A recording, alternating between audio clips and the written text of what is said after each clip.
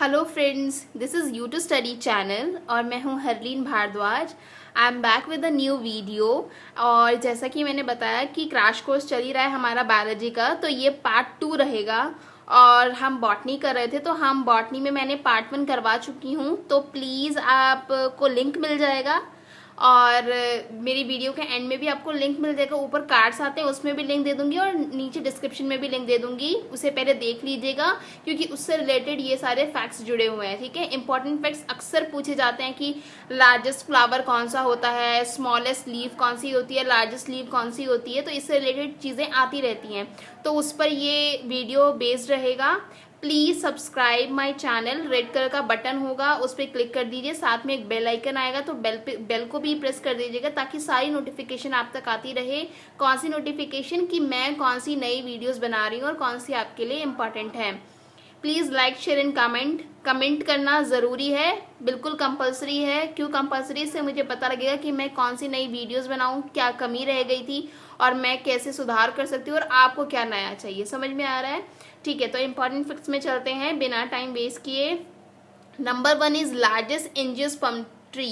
देखिए, पिछली वीडियो में बता चुकी हूँ कि एंजियोस्पर्म और जिम्नोस्पर्म में क्या अंतर है, तो आप प्लीज़ पिछली वीडियो को रेफर कीजिए इसके सारे एग्जाम्पल्स के लिए। So the largest angiosperm tree is eucalyptus. Okay, तो क्या बोलेंगे आप? लार्जेस्ट एंजियोस्पर्म ट्री को हम बोलेंगे यूकलिप्टस।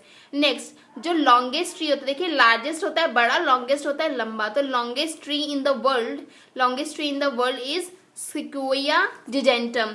ठीक है, मैं ना आपको इस वीडियो के एंड में भी बताऊंगी कि ये जो आप साइंटिफिक नेम लिखते हो उसका जो फर्स्ट लेटर होता है वो हमेशा कैपिटल होता है। वो ये जो अगर आपका जैसे ये जो फैमिली जीनस का जो हम एकदम ट्री बनाते हैं, ठीक है, तो उसमें क्या होता है कि हमारी ये जो स्पीशीज और जीनस का नेम होता है उसका जो फर्स्ट नेम होता है ना वो हमेशा कैपिटल में आता है।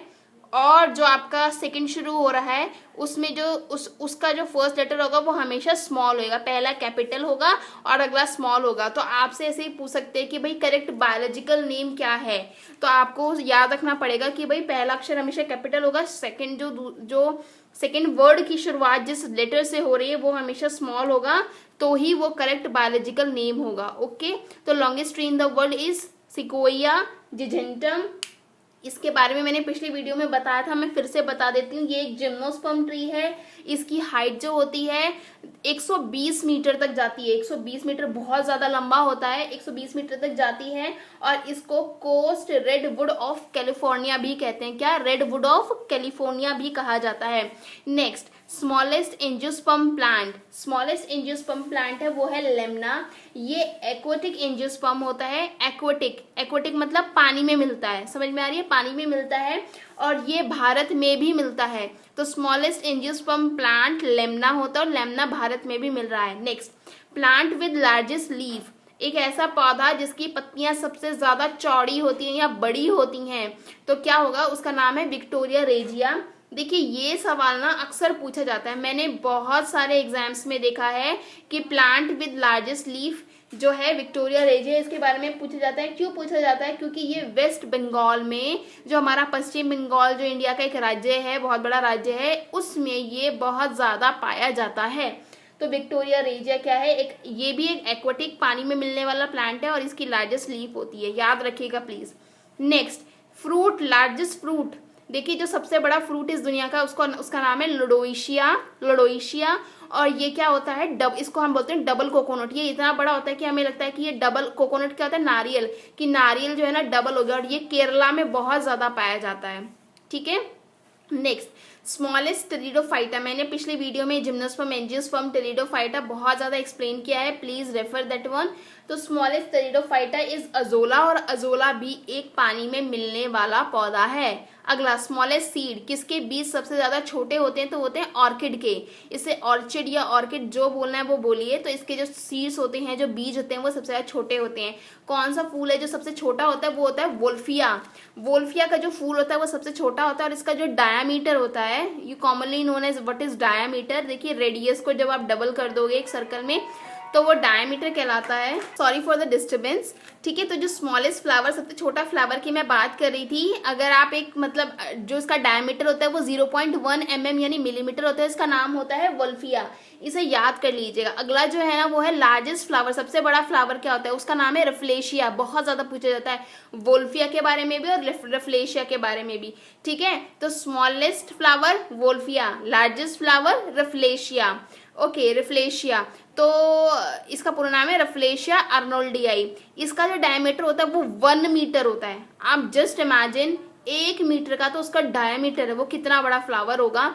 और उसका जो वजन होता है वो 8 kg तक चला जाता है, यानी 8 किलो का एक एक फूल हो सकता है आराम से रफलेशिया का। Next, smallest angiosperm parasite. सबसे पहले बात, एंजियोस्पर्म तो आपको पता ही लग गया होगा। तो एंजियोस्पर्म पता लग गया। अब मैं आपको बताती हूँ व्हाट आर पैरासाइट। पैरासाइट क्या होता है, जो अपना जीवन या जो अपना जीवन जीने के लिए जो हमें न्यूट्रिशन चाहिए होता है, खाना पीना चाहिए होता है, उसके लिए वो दूसरों पर डिपेंड रहे, they are known as parasite. For example, जब हम छोटे बच्चे होते हैं तो हम साफ नहीं रहते हैं, जैसे जो हमारा जो सर होता है, हेयर होते हैं, वो हम बालों को साफ नहीं रखते तो क्या जुएं लग जाती हैं। तो जो जुएं होती हैं वो पैरासाइट की तरह काम करती है, क्योंकि वो अपना भोजन खुद तो बना सकती नहीं है, ना ही वो किसी और चीज को खाती, तो वो हमारा खून चूस कर क्या उसी में से अपना पोषण लेती है। तो पैरासाइट्स आर दोज जो कि वो ऐसे एनिमल या फिर ऐसे प्लांट या फिर ऐसे कुछ भी बैक्टीरिया जो भी है, वो पैरासाइट ऐसे जीव होते हैं जो अपना न्यूट्रिशन किसी दूसरे से प्राप्त करते हैं उसके ऊपर रहकर। तो इसका जो नाम है वो है अर्सिथियोबियम।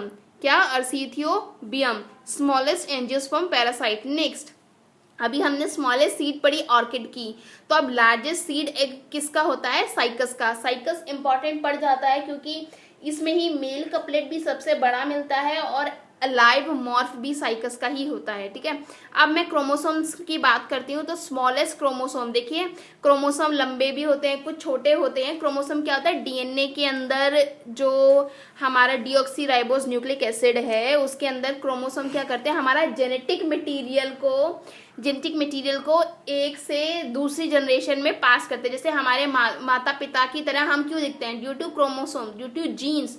क्रोमोसोम्स के अंदर जो जीन्स मिलते हैं उसके कारण। तो हमारे जो क्रोमोसोम होता है वो क्या होता है, हेलिकल, डबल हेलिकल स्ट्रक्चर है उसका, एकदम सांप की तरह 2 सांप लपेटे मारे हुए हैं, ऐसा होता है हमारा क्रोमोसोम का स्ट्रक्चर, जो कि डबल हेलिकल स्ट्रक्चर होता है, कुछ ऐसे करके। ठीक है, तो अब क्या है, अगर ये आपसे पूछेंगे कि स्मॉलेस्ट क्रोमोसोम किस में मिलते हैं, तो दैट इज इन एल्गी में मिलते हैं। और लार्जेस्ट क्रोमोसोम किस में मिलते हैं, ट्रिलियम में। किस में मिलते हैं, ट्रिलियम में। ओके, और अगर बात पूछ जाए कि लार्जेस्ट नंबर ऑफ क्रोमोसोम्स किस में मिलते हैं, सबसे ज्यादा गिनती में क्रोमोसोम्स किस में मिलते हैं, तो ये एक फर्न होता है। फर्न भी एक पौधा होता है, देखिए, जिसमें बस पत्ते ही पत्ते होते हैं बहुत ज्यादा, और इसका नाम है ओफियोग्लोसम। ओफियोग्लोसम, देखिए आप मुझे बोल रहे हैं कि मैम प्लीज हिंदी में वीडियो बनाइए, आप मुझे बताइए हिंदी में मैं क्या लिखूंगी इसको। इसका नाम ओफियोग्लोसम है तो ओफियोग्लोसम ही मैं हिंदी में लिख दूंगी। ठीक है, तो लार्जेस्ट नंबर ऑफ क्रोमोसोम आप क्या बोलेंगे, किस में सबसे ज्यादा क्रोमोसोम होते हैं, या फिर सीड को क्या बोलोगे आप, बीज बोलोगे, तो वो तो मैं आपको कन्वर्ट करके बता रही हूँ। तो ये इंग्लिश और हिंदी दोनों ही सेम है। तो इसमें जो क्रोमोसोम कितने होते हैं, 1266 क्रोमोसोम, 1266 क्रोमोसोम्स होते हैं। इसका नाम है ओफियोग्लोसम।